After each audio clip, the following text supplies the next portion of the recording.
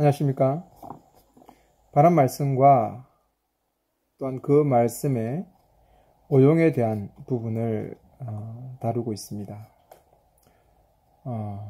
특히 저는 하나님 나라의 관점에서 성경을 읽는 것에 아주 큰 관심을 가지고 있습니다. 오늘은 두 번째 시간으로 야베스의 기도에 대해서 다루어 보려고 합니다.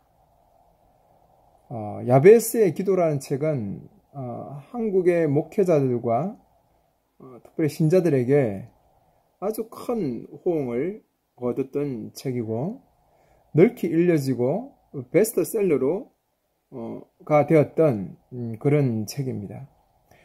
이 기도가 한국 교회에 끼친 영향은 아주 큰 지대한 영향을 끼쳤고요. 그로 인해서 한국 교회의 기도에 대한 인식이 어떠한지를 더욱더 선명하게 보여주게 되었습니다. 그리고 한국 교회가 가지는 그 기도의 간과 기도에 대한 것이 얼마나 잘못되었고 얼마나 엉터리인지에 대한 부분을 분명하게 가르친 것이 이 야베스의 기도에 대한 것입니다. 한국의 많은 성도들은 기도를 어떤 내 자신의 문제와 어떤 내 상황들을 해결하고 또한 어려움들과 힘든 부분들을 극복해내는 도구로 기도를 선택하고 기도를 사용해 왔습니다. 그래서 부르짖으면 하나님께서 응답하시고 내 삶의 많은 문제들을 해결해 주시는 것으로 기도를 가르쳐 왔습니다. 그러나 그러한 기도의 내용들이 신구약에서 가르치는 그 하나님 나라를 이루어가는 기도와는 너무나 다른 길 위에 서 있는 것을 깨닫게 됩니다. 기도는 단순히 우리의 문제 해결이나 내 인생의 문제 해결과 또 여러 가지 사항을 변화시켜가는 것이 아니라 이 땅에 하나님의 뜻이 이루어져 가는 은혜의 통로인 것을 우리가 반드시 기억해야 되겠습니다. 야베스의 기도로 나오는 성경 구절은 역대상 4장 9절에서 10절의 그 내용으로 이루어져 있습니다. 그 내용은 이렇습니다. 야베스는 그 형제보다 존귀한 자라 그 어미가 이름하여 야베스라 하였으니 이는 내가 수고로 낳았다 함이더라. 야베스가 이스라엘 하나님께 아뢰어 가로되 원컨대 주께서 내게 복을 더하사 나의 지경을 넓히시고 주의 손으로 나를 도우사 나를 환난에 벗어나 건심이 없게 하옵소서 하였더니 하나님이 그 구하는 것을 허락하셨더라. 이 구절을만 바라본다면 우리가 생각하듯이 야베스가 정말 어렵고 힘든 가운데서 하나님께 기도하여서 하나님께 그 구한 바를 얻었구나 라고 생각하기 쉽습니다. 그리고 이 구절은 우리가 또 잘못 이해하고 있는 마태복음 7장 7절에서 8절 구하라 그리하면 너에게 주실 것이요 찾으라 그리하면 너에게 찾을 것이요 문을 두드리라 그리하면 너에게 열릴 것이니 구하는 이마다 얻을 것이요 찾는 이가 찾을 것이요 두드리는 이에게 열릴 것이니라 라는 그 구절과 의미상통하여서 많은 사람들이 야베스의 기도를 하나님께 간구하면 그 기도는 반드시 응답해 주신다는 그러한 논리로 기결되고 이끌어가고 있는 것입니다. 이러한 배경을 가지고 있던 야베스의 기도라는 것이 한국에 엄청난 그런 베스트셀러로 가는 그런 일들이 일어났던 이유가 되겠습니다. 그만큼 한국교회가 기도에 대해서 잘못 이해하고 있다는 것입니다.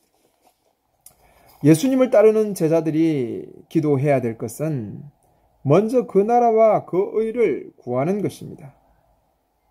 그 나라와 그 의를 구한다는 것은 구약에서부터 이미 예언되어 온 선지자들이 꿈꾸어온 그 하나님의 나라가 이 땅에서 실현되는 것입니다. 이미 창세기 3장에서부터 창세기부터 실현되었던 에덴 동산에 실현되었던 그 하나님의 나라가 온전히 이 땅에서 이루어지는 것이고 이제는 새 언약을 통해서 예수 그리스도와 함께 시작한 그 종말의 완전한 하나님의, 온전한 하나님의 나라가 이 땅에 온전히 실현되는 것이 바로 오늘 하나님의 백성들이 기도해야 될 내용이고, 그것을 사모하고 소망하고 열망하고 나아갈 때 하나님의 은혜를 주심으로 그 일들이 이루어지는 것입니다. 여러분, 구약에서 하나님의 백성들과 이스라엘 지도자들이 기도했던 그 많은 기도들의 내용들은 단순히 개인적인 어떤 문제의 해결이라고 보시면 안 됩니다. 시편마저도 우리는 그 시편의 저자들이 특별하게 다윗 같은 경우는 개인 다윗이 아니라 중보자 다윗이라는 사실들을 늘 기억해야 되고, 또한 레위 자손들과 많은 사람들이 하나님을 섬기는 아주 중요한 위치에 있었던 사람이란 것을 우리가 기억해낼 필요가 있습니다. 그래서 기도라는 것은 단순히 내 인생의 문제의 해결이 아니라 하나님의 나라가 이 땅에 이루어지게 하는 거룩한 통로인 것을 다시 한번 우리가 기억해야 되겠습니다. 그래서 오늘 원하기는 정말 우리 안에 그 기도가 이 야베스의 기도를 통해서 좀 더 새롭게 조명을 받고 새롭게 교정됨을 통해서 하나님 나라를 이루어가는 그런 기도로 좀 변화되기를 진심으로 원해봅니다. 우리는 야베스의 기도를 통해서 하나님께서 이스라엘에게 알게 해주신 것이 무엇인지를 바르게 보고자 합니다. 야베스의 기도는 단순히 그 한 개인의 욕망을 위한 기도가 아니라 하나님께서 이스라엘에게 주신 하나님의 언약이라는 내용 안에서 그 언약을 이루어내는, 그 언약을 충분히 확인시키고 순종하고 소망함으로 인해서 이루어져가는 그 구속사의 한 단면 속에 있다는 것을 우리가 깨닫기를 원합니다. 하나님의 백성들이 추구해야 될 것이 무엇인지 바로 이 야베스의 기도를 통해서 우리에게 성경은 선명하게 가르쳐주고 있습니다. 그러면 우리가 이 야베스의 기도를 볼 것인데요. 이 야베스의 기도는 역대상 4장 9절에서 10절에 있는 내용입니다.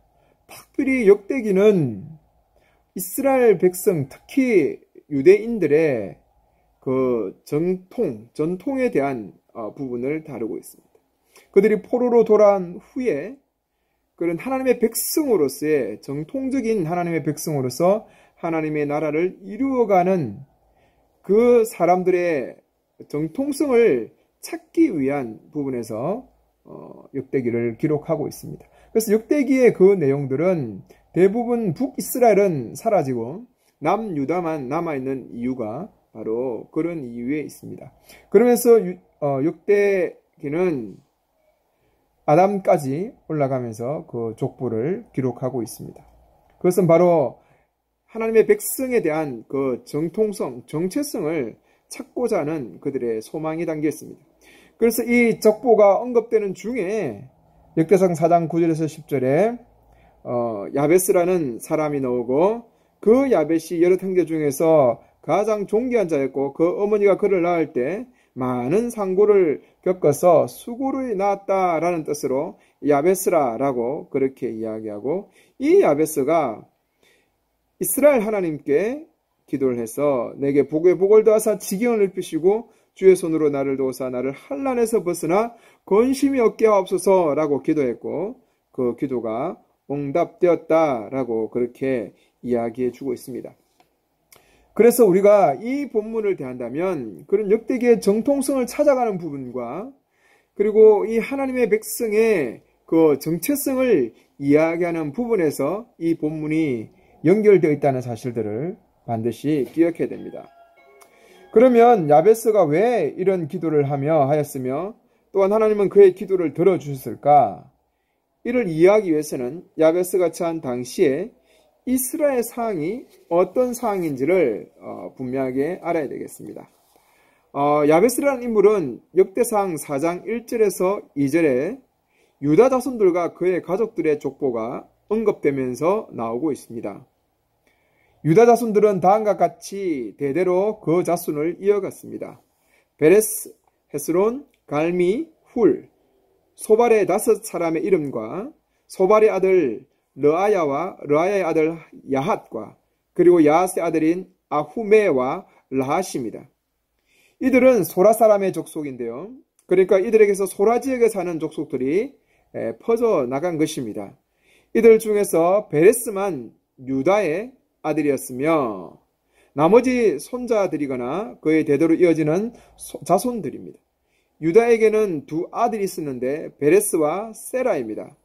이 중에서 여기서는 베레스만을 기록하는 족보입니다. 그리고 역대상 4장 3절에서 8절까지 갈렙의 아내 에브라다에게서 나온 훌과 그의 자손들이 언급되어 있습니다. 훌의 자손들은 베들레헴 성읍을 세웠는데 훌은 3 아들을 두었습니다. 에담과 버누엘과 에셀이며 에담은 3 아들인 이스르엘과 이스마와 입바스를 두고 헤슬레보니아라는 딸도 두고 있습니다. 훌의 아들 중에서 분유엘은 그 돌 성읍을 세웠으며 아셀은 후사 성읍을 세웠습니다. 유다 자손들 중에 한 사람인 헤스론의 아들인 아스훌은 더고아 성읍을 세웠다라고 기록하고 있습니다. 아스훌은 더고아의 아버지로서 역대상 2장 24절에서 그를 헤스론의 유복자로 기록하고 있습니다. 헤스론이 죽자 갈렙이 아버지의 아내였던 아비야와 동거하여 아스훌을 낳았는데요. 이 아스훌이 예루살렘에서 남쪽 17km 지점에 있는 더고아의 성읍을 세운 것입니다. 이 아스훌에게는 헬라와 나아마라고 하는 2 아내가 있었고 이 중에 나아마는 4명의 아들인 아후삼과 헤벨과 네드니와 아하리 하스다리를 낳았다라고 합니다. 그리고 헬라는 3 아들을 낳았는데 세렉과 이소헬과 에드난입니다. 그리고 보스의 자손인 아눕과 소베바와 하룸의 아들 아할렐 족속이 언급되고 있으나 이들은 유다 자손들을 이루고 있는 가족들로서 유다 족보에서 어떤 연관을 갖고 있는지는 특별하게 알 수 없습니다. 그러면서 이제 야베스의 이름이 등장하는 것입니다. 이 야베스라는 이름은 역대상 2장 55절에서 성읍의 이름으로도 불려지고 있는데요. 아마 이것이 야베스가 성읍의 주인이었을 것이다 라고 그렇게 추측합니다. 왜 그러냐면 다른 성읍의 이름에도 알 수 있듯이 성읍을 세운 사람이 그 주인의 이름으로 명명되기 때문입니다. 그런데 역대상 2장 50절에 언급되어 있는 갈렙의 아들인 훌이 낳은 3 아들인 소발과 살마와 하벨과 함께 맏아들인 소발에게서 낳은 족속들이 이루고 있는 족속을 말하고 있으면서 야베스의 성읍에 살고 있는 레갑 족속의 조상 함맛의 자손들로서 모두 겐 족속에 속한 디라 족속과 시므아 족속과 스가 족속을 말하고 있는 것을 보아서 만일 야베스가 야베스 성읍의 주인일 경우에는 소발의 자손들에게 속하여 있는 자일 것입니다. 그리고 야베스가 고스와 그의 아들들의 이름이 언급되면서 이어서 나온 것으로 보아 더욱이 앞에서 어떤 사람의 아들들을 이야기할 때는 몇 명의 아들들을 두었다 기록하고 있는데 고스가 낳은 아들을 이름 언급하여 기록하고 있을 때는 몇 명이라는 숫자를 말하는 것이 없이 바로 아들들의 이름이 말해지면서 그 아들에 의해서 이루어진 족속을 말하면서 야베스라는 사람이 있었다라고 그렇게 기록하고 있습니다. 이로 보건대 야베스가 고스의 아들들과 연관이 있거나 아니면 고스와 형제였거나 안 하는 것으로 추측해 볼 수 있을 것입니다. 이러한 사실은 베레스는 그 형제보다 더 존귀한 자였다라는 말로서 앞에 연결되고 있기에 그 가능성은 더욱 크다고 할 수 있습니다. 또한 야베스를 낳은 어미가 그를 낳을 때 특별히 산고를 심하게 겪었기에 이름을 야베스라 지어주었다라고 말하고 있어서 이런 그가 형제들보다 더욱 존귀한 자가 되었다는 것입니다. 존귀한 자가 되었다는 것이 다른 형제에 비해서 산고를 더욱 심하게 겪었고 낳았기에 특별한 자식으로 생각되어서 더욱 애지중지하고 사랑하였다라는 뜻에서 존귀하다라는 것이 아니라 다른 형제에 비해서 산고를 심하게 겪고 낳은 그가 다른 형제에 비해서 아주 훌륭한 의미의 사람이었다 라는 그런 의미에서 존귀한 자였을 것입니다. 야베스가 고스의 아들들과 같은 형제이거나 또한 고스와 형제일 것으로 여겨집니다. 그래서 이런 야베스가 기도를 하였는데 이스라엘 하나님께 아뢰어 가로되 원컨대 주께서 내게 복에 복을 더하사 나의 지경을 넓히시고 주의 손으로 나를 더우사 나로 환난에서 벗어나 건심이 얻게 하옵소서라고 구했다는 것입니다. 여러분, 우리는 야베스의 기도를 대하면서 그가 왜 이렇게 기도하였는가 라는 것을 생각해 봐야 됩니다. 그리고 하나님이 왜 그가 구한 것을 허락해 주셨는지에 대해서 우리는 분명하게 답을 알아야 되겠습니다. 우리가 알기 위해서는 야베스의 기도를 다루면서 왜 이처럼 유다의 자손들과 그의 가족들의 족보를 끄집어내고 있는가를 보아야 합니다. 왜냐하면 야베스의 기도는 유다 자손들과 그 가족들의 족보와 연관되어 있기 때문입니다. 특별히 유다 자손은 그런 하나님의 언약적인 복과 연관되어 있습니다. 하나님은 자기 백성과 언약을 맺으시는 방식을 통해서 하나님 나라의 백성으로서의 복을 주시고 그 언약을 성실히 이행함을 통해서 하나님 나라를 온전히 이루어 가셨습니다. 하나님은 가나안 땅을 이스라엘 백성에게 주시고 그 땅을 정복해 가시기를 원하셨습니다. 모세는 1세대 지도자로 그 땅에 들어가야 됨에도 불구하고 가데스 바네의 반역을 통해서 1세대는 들어가지 못하고 여호수아에 의해서 이스라엘 백성이 그 땅에 들어가게 됩니다. 그리고 차례로 북쪽부터 그 땅을 정복해 나간 여호수아는 그가 뇌세하였고 이제 죽을 날에 다 되어서 아직 그 땅을 완전히 정복하지 못했고 블레셋 지역과 여러 많은 지역을 정복해야 되었음에도 불구하고 언약에 의하여 하나님께서 이 땅을 온전히 주셨다는 그 믿음에 의거하여서 이들의 땅을 12지파의 땅을 나누게 됩니다. 그리고는 그 땅을 줄 때 특별히 유대 지파 중 특별히 갈렙이라는 그 사람에게는 아주 특별한 땅을 먼저 나누어 주게 됩니다. 다른 땅들은 다 제비를 뽑아서 나누어 주었지만 그 땅, 헤스본이죠. 헤스론입니까? 그 땅만은 갈렙에게 약속의 땅으로 주어졌습니다. 왜 갈렙에게 이 땅이 주어지게 됩니까?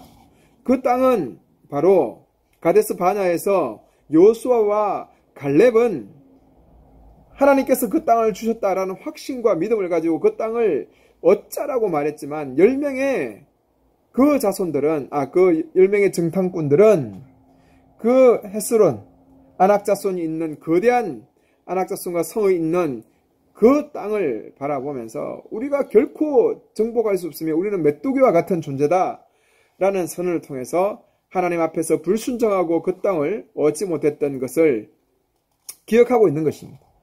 그래서 하나님께서는 갈렙에게 그 땅을 언약의 땅으로 허락해 주셨고 만약에 갈렙이 가나안 땅에 들어간다면 그 땅은 갈렙이 정복하는 그런 땅이 되어야 되었던 것입니다. 여호수아가 땅을 나눠줄 때 이 사실을 기억하고 갈렙에게 그 땅을 나누어 주는 것입니다.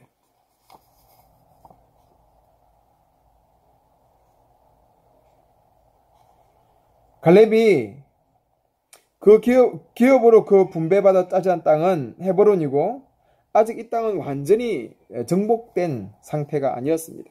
크고 강한 안악자손이 버티고 맞서 있는 그런 상태였습니다. 야베스의 기도가 나오는 당시에도 유다 지파에서 갈렙으로부터 지금 야베스에 이르는 자손들은 이스라엘이 하나님의 약속으로 주신 가나안을 정복하고 그 각 지파에 분배되어 있는 땅을 차지해 나가는 그러한 시대적 사항을 가지고 있다는 사실들을 기억해야 됩니다. 이 시대적 사항을 무시하고 바로 오늘 우리의 상황에 이 기도를 적용했기 때문에 문제가 있는 것입니다. 야베스의 기도가 등장하는 것은 바로 이 시대적 배경을 가지고 있습니다. 이스라엘이 가나안에 입성하여 그 땅을 정복하고 그래서 각 지파가 자기들에게 분배된 땅을 저마다 차지하는 기간은 단시일에 이루어진 것이 아니었습니다. 그리고 가나안의 원주민들과 전쟁을 통해서 그를 몰아내고 차지해야 되었던 것이고 오랜 시간이 걸렸던 것이죠. 먼저 중부지역과 가나안을 정복하였고 남부지역과 가나안을 정복해갔고 가나안의 정복에도 각 지역을 부분적으로 정복하였지만 완전히 정복하여 토지 분배를 실현하기까지는 많은 시간이 걸렸고 솔직히 어느 정도 완전하게 회복된 때는 다윗의 때라고 보는 것이 맞을 것입니다. 그렇게 아직은 가나안 땅을 각 지파와 자기들에게 정해진 분배대로 차지하는 과정에 있는 시대적 상태에서 야베스가 기도했던 것입니다. 하나님께 복을 내리셔서 자기에게 주신 영토를 넓혀달라고 구했으며 또한 주님이 손이 항상 자신과 함께 있어서 모든 불행과 고통에서 환난에서 벗어나서 권심이 없게 해달라고 기도한 것입니다. 유다 지파에 속한 갈렙이 보인 하나님의 약속을 믿는 믿음에서 알 수 있듯이 유다 지파의 자손들은 그리고 야베스는 하나님께서 자기 조상 아브라함과 맺었던 언약을 따르는 믿음에 있으면서 하나님께서 주시기로 한 약속의 땅을 바라보고 기도한 것입니다. 유다 지파의 한 사람인 야베스는 아직까지도 정복되고 되지 않고 남아있는 땅이요 크고 강한 아낙 자손이 버티고 있는 헤브론 땅을 그러나 갈렙에게는 이미 하나님의 약속에 근거해서 분배되어진 헤브론 땅을 온전히 차지하게 해줄 것을 기도했던 것입니다. 이것이 여러분 야베스 기도의 실체입니다.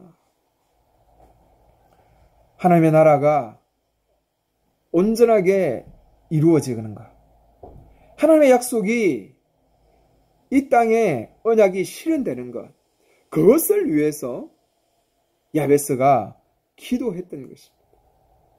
아직 완전하게 정복되지 못했던 그 땅임에도 불구하고 믿음으로 아낙 자손이 있고 그 10명의 지파가 가데스바네에서 반역하면서 불신앙했던 그들의 신앙과 반대되게 이 언약 신앙을 붙들고 믿음으로 하나님 나라의 온전함을 위해서 기도한 것이 바로 이 야베스의 기도의 실체라는 것입니다. 단순히 어떤 인간의 욕망과 욕정, 내 욕심, 내가 이루어야 되는 거, 땅이 넓어지는 거, 이러한 부분을 위해서 내가 잘 되는 것을 위해서 기도한 것이 아니라는 사실입니다. 하나님의 나라가 이 땅에 이루어지고 하나님 나라와 그 의를 먼저 구하고 있는 그 언약 자손의 모습이 바로 이 야베스 기도의 실체인데 이 의미를 한국 사람들은 자기의 입맛에 맞게끔 바꿔버린 것입니다. 그러니 이 책이 그렇게 잘 팔린 거예요. 이런 언약적인 기도였다는 것과 하나님 나라의 기도였다는 사실을 알았다면 과연 이 책이 그렇게 선풍적인 인기를 끌었을까 저는 생각해 봅니다. 그러니까 야베스가 주께서 내게 복을 더하사 내 지경을 넓혀 주십시오 한 것은 자기의 지파에게 분배된 땅, 아직 아낙 자손이 잡고 있고 전쟁을 통해서 얻어야 되는 그 땅, 그 영토를 하나님께서 은혜로 자기들에게 주어지기를, 그 싸움에서 승리하여서 자기 것이 되어지기를 야베스가 기도한 것입니다. 땅을 많이 달라는 것도 아니고 땅을 넓혀달라는 것이 아닙니다. 남의 땅까지 자기 땅이 되게 해달라는 것이 아닙니다. 이미 한 족속들에게 땅은 다 영역에 맞게끔 분배되어 있습니다. 그 지경은 넓힐 수 없고 팔 수도 없는 것입니다. 지경을 넓혀달라는 것은 아직 자기들에게 분배되었지만 얻지 못한 땅, 약속의 땅, 언약으로 쟁취하고 믿음으로 쟁취할 수 있는 그 땅을 하나님께서 온전하게 정복해 달라는 기도가 이 내게 복을 더하사 내 지경을 넓혀 주십시오 라고 하는 그 기도의 그 내용의 원래의 의미인 것입니다.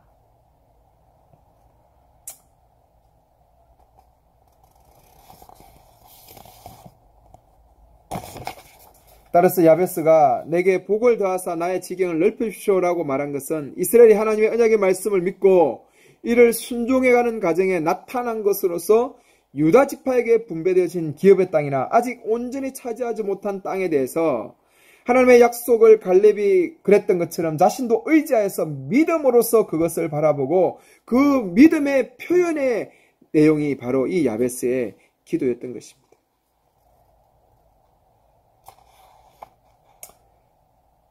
야베스가 주님께 복에 복을 다해서 지경을 넓혀달라고 기도하면서 주님의 손으로 나를 도우소 나로 환난에 벗어나 근심이 엮여없소서 라고 하는 것은 단순히 인생에 문제가 없고 다 평안하고 평편대로처럼 그렇게 흘러가게 해달라라는 그런 내용의 기도가 아닙니다. 내 인생에 아무 문제 없이 모든 것이 잘 풀려가게 해달라 그런 기도의 내용이 아닙니다. 그래서 근심이 없게 해달라는 것, 환난에서 벗어나 근심이 없게 해달라는 것은 아직도 그 땅을 얻으려면 정말 강력한 아주 장대 같은 거인족 속인 아낙 자손과 싸워야 됩니다. 그 전쟁에서 겪게 될 환난과 불행과 고통에서 하나님의 보호하심을 기도하고 있는 것이고 하나님의 그 언약의 약속을 믿고 갈 때 승리를 이루어갈 수 있도록 하나님께서 지켜달라고 하는 바로 그 내용입니다. 여러분 우리가 내 인생의 문제에서 평안한 것이 아니라 우리가 하나님 나라를 이루어가게 해달라고 하나님의 뜻을 이루어가게 해달라고 하나님의 뜻을 이루는데 방해되고 하나님 뜻을 이루는데 또한 유혹되는 그 모든 부분에서 우리를 성립해 달라고 기도한 내용이에요. 하나님의 나라가 이루어지는 것이 소망이었습니다. 그래서 그러한 어려움들 속에서 이기게 해달라, 지켜달라는 것이 바로 이 내용입니다. 이가 구함은 단지 전쟁의 해로부터 보호만을 위한 것이 아니라 하나님의 약속으로 받은 땅에서 하나님께서 함께 하시는 데 따르는 그런 하나님의 나라의 온전함이 이루어지기를 소망하고 그런 하나님의 온전한 왕국이 이 땅에 실현되는 것을 소망하셨습니다. 그래서 하나님께서는 야베스의 기도를 들어주셨다라고 합니다. 여러분 하나님께서 그 구한 것을 허락하셨다라는 것은 야베스 당대에만 이루어진 것이 아닙니다. 이것이 온전하게 이루어진 것은 제가 아까도 언급했지만 다윗 시대입니다. 즉시 응답되었던 것이 아니라 야베스가 구한 기도는 실제로 시간이 지나는 가운데에서 온전하게 이루어지게 되는 것을 보게 됩니다. 그래서 다윗 시대에 가서 이렇게 표현합니다. 다윗과 솔로몬 시대에 가서 그가 사는 동안에 유다와 이스라엘의 단에서 브엘세바까지 각기 포도나무 아래와 무화과 나무에서 안전히 살았다라고 함을 통해서 그 땅이 온전히 회복된 것 그리고 그 땅 안에 하나님의 나라가 이루어진 것을 보여주고 있는 그런 구절인 것입니다. 우리가 오늘 이 본문을 통해서 그 시대적 배경 속에서 이 본문을 보면서 이 기도는 단순히 자기의 욕망을 이루는 기도, 내 삶을 잘되게 하고 풍족케 하는 기도가 아니구나. 바로 하나님의 나라, 그 나라의 의와 평강이 이 땅에 이루어지기를 원하는 그 기도구나라는 사실들을 우리가 기억해야 되는 것입니다. 주 기도문을 가르칠 때도 하나님은 제 아들에게 먼저 그 나라와 그 의를 구하랬고 하늘의 뜻이 이 땅에서 이루어진 것 같이 이 땅에서도 이루어지기를 가장 먼저 소망했다는 것입니다. 그리고 그 땅이 이루어지는 모습이 무엇입니까? 그 땅이 이루어지는 모습이 바로 우리가 일용할 양식, 우리의 일용할 양식입니다. 내 자신이 아니라 우리 공동체에 하나님 나라를 이루는 그 공동체에 일용할 양식이 주어지고 악에서 구원받고 우리의 죄가 서로 용서해주고 하나님 나라와 하나님의 영광이 온전하게 드러나는 그런 공동체 안에서 하나님의 나라를 온전히 누려가는 것입니다. 하나님의 나라를 위한 기도. 오늘 기도의 본질이 바로 이것입니다. 오늘 우리 한국은 기도의 나라라고 이야기하고 통성기도, 소나무 뿌리 뿜는 기도, 부르짖는 기도, 온갖 기도가 난무합니다. 그러나 그 기도의 내용은 아주 샤머즘적인 샤머니즘적인 내용들이 들어있습니다. 우리가 정말 정성스럽게 물 떠놓고 우리 가족의 평안과 우리 삶의 문제 해결을 위해서 하늘에게 물 떠놓고 빌었던 그 조상들의 종교적인 속성이 이 기도의 내용 안에 알게 모르게 스며들어옴을 통해서 성경이 말하는 하나님 나라를 이루어가는 은혜의 통로로서의 기도의 내용은 사라져버린 것입니다. 기도가 많으면 뭐합니까? 기도 시간을 들어서 기도하면 뭐합니까? 그들이 하는 기도는 다 문제 해결, 가족의 해결, 자녀들이 잘 되는 거, 복 받는 거, 내 인생의 문제가 해결되고 복 받는 내용들로 강고 있고 내 문제가 해결되고 지금 당면한 문제들을 해결하는 것으로 눈물 짓고 기도하고 부르짖고 있습니다.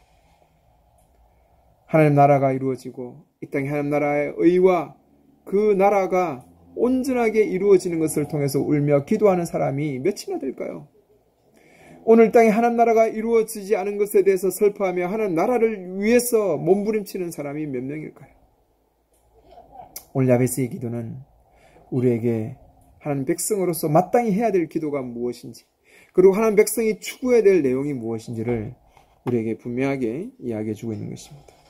그러면 야베스의 기도를 아는 성도라면 그 기도를 탐심에 의한 정욕적으로 이행할 것이 아니라 바로 이 땅에 하나님 나라를 온전히 세워가고 그 나라를 온전한 가치를 신하는 일에 더욱더 힘쓰고 소망하는 하나님의 백성이 되어야 될 것입니다. 하나님 나라, 주님 그 나라가 이 땅에 이루어지이다. 하늘에서 뜻이 이 땅에 이루어진 같이, 하늘에서 뜻이 이루어진 같이 이 땅에서도 이루어지이다. 하나님의 나라가 이 땅에 온전하게 이루어지기를 원합니다.